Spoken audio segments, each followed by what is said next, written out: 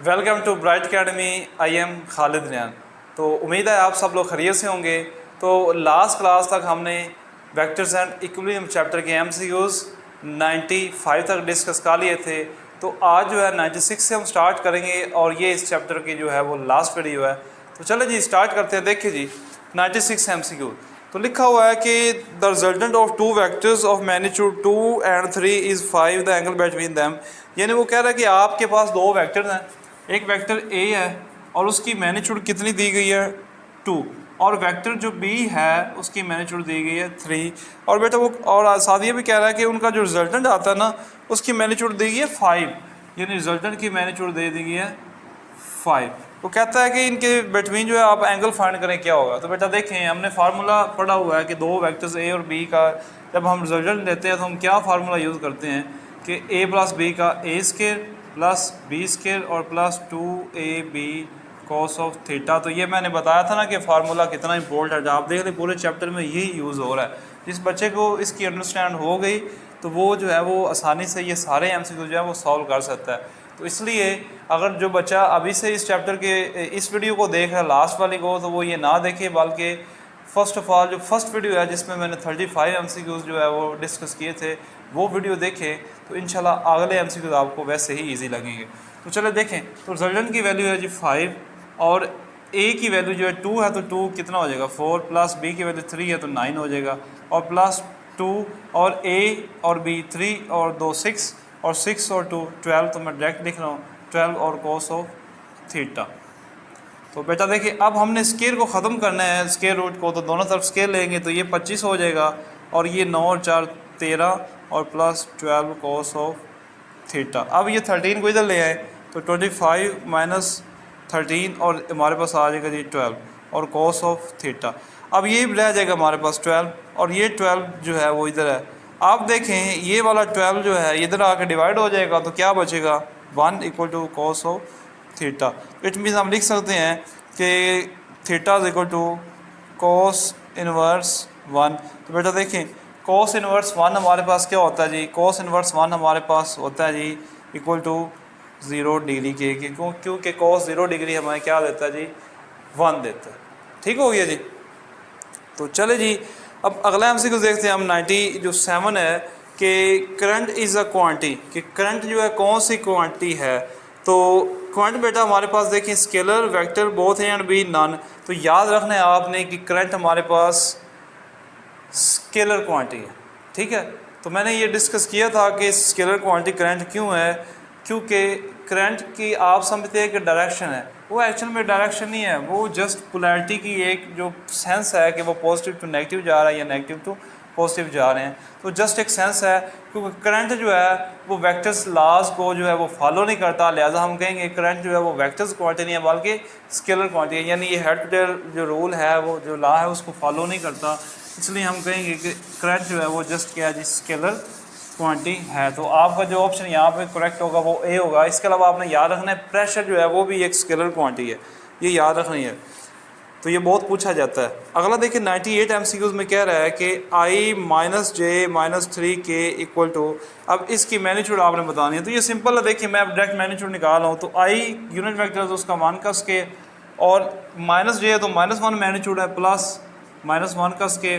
तो simple formula ax का square plus ay का स्केयर प्लस z का स्केयर, और हमारे पास k है तो ये आ जाएगा -3 का स्केयर। तो ये बेटा इनकी आ जाएगी मैग्नीट्यूड। ठीक हो गया।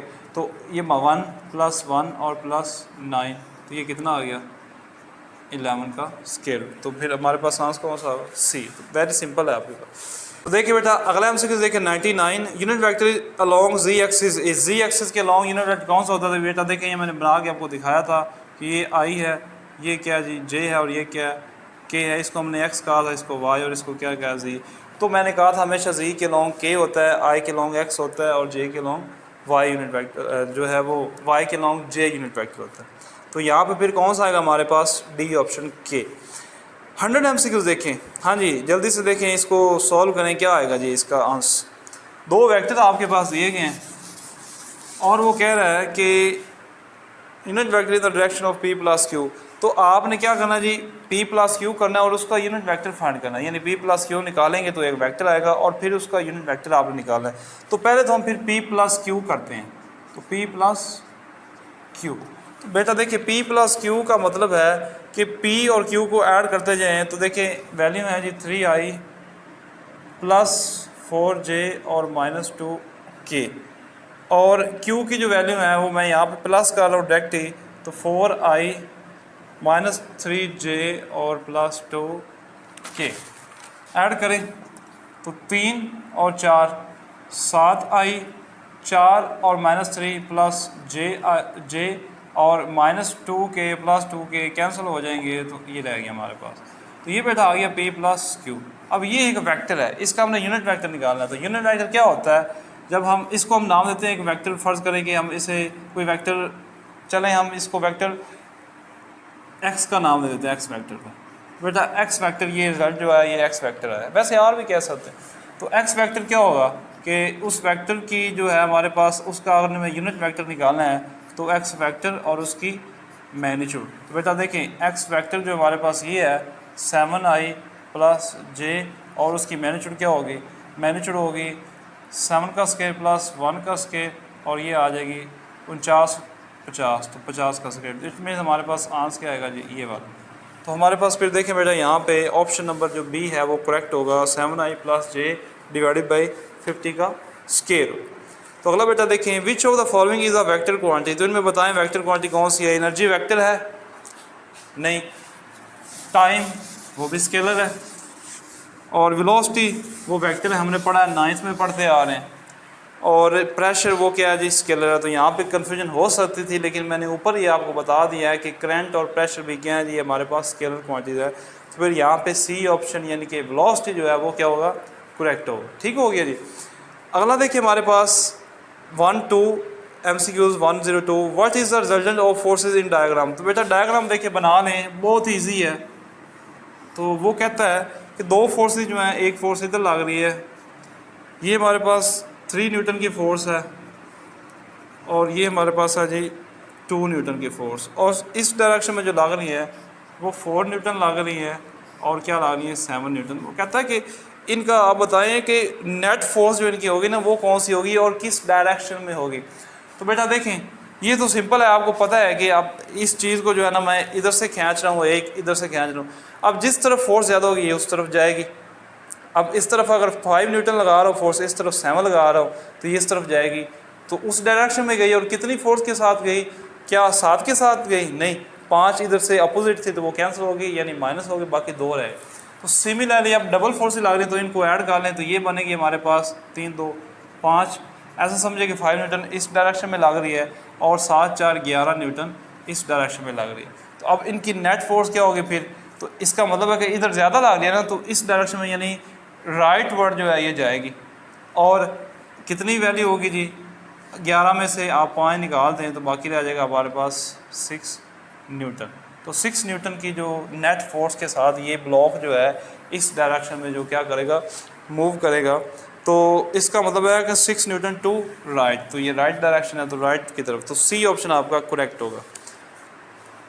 अगला देखिए 103 MCQs, हाँ जी, कि वेक्टर ए और बी है तो उनका रिजल्टेंट क्या होगा जब थीटा एंगल हमने फाइंड, थीटा उनके दरमियान में एंगल है, तो यानी एंगल को मेंशन किया गया, तो फिर ए और बी का जो फार्मूला होता है वो क्या होता है बेटा। तो मैंने बार बार आपको बढ़ाया हुआ है कि जब थीटा एंगल हो तो हम कहते हैं AB² plus 2AB cos of theta, और ये रिजल्टेंट का फार्मूला होता है। अब यहाँ पे देखिए तो आई थिंक मिसिंग है, यहाँ पे कोई ऑप्शन नहीं बन रहा, तो ये ऑप्शन वैसे बी होना है, ये इसके साथ आप जो है ना AB कॉस थीटा के साथ 2AB आ रहा है, तो बाकी कोई नहीं बनता। अब कुछ बच्चे सोच रहे होंगे कि A² प्लस B² भी तो हो सकता है, लेकिन चूँकि थीटा एंगल भी साथ मेंशन है तो उसको भी हमने कंसिडर करना है, तो वो सारा ये फार्मूला बनता है। अगला MCQ देखें 104, तो 104 जो है बेटा देखें फिर हमारे पास क्या MCQs है, तो कहता है कि F1 प्लस F2 इनका रिजल्टेंट बराबर है किसके, F1 माइनस F2 के। ठीक हो गया, तो ये वही नहीं आ गया A प्लस B और A माइनस B, तो क्या थीटा हम निकाला था 90 डिग्री, तो इसलिए ये परपेंडिकुलर हो गया आपस में। तो ये बार बार हम डिस्कस कर चुके हैं, सिर्फ वेक्टर्स के नेम चेंज हुए हैं, बाकी चीज़ वही है। ये हमने इस चैप्टर्स में 3-4 दफ़ा ये क्वेश्चन किया है। तो इसलिए बेटा F1 और F2 आपस में क्या होंगे, परपेंडिकुलर होंगे, थीटा 90 आएगा, ये सॉल्व कर लीजिएगा आप। तो बेटा अगला देखें 105 के एक वेक्टर ए है, उसको आपने जो है ना ऐड किया है 2 वेक्टर्स में। कौन कौन से वेक्टर्स हैं उनका सम जो है, देखें पढ़े एक दफ़ा इसको, ध्यान से पढ़ें।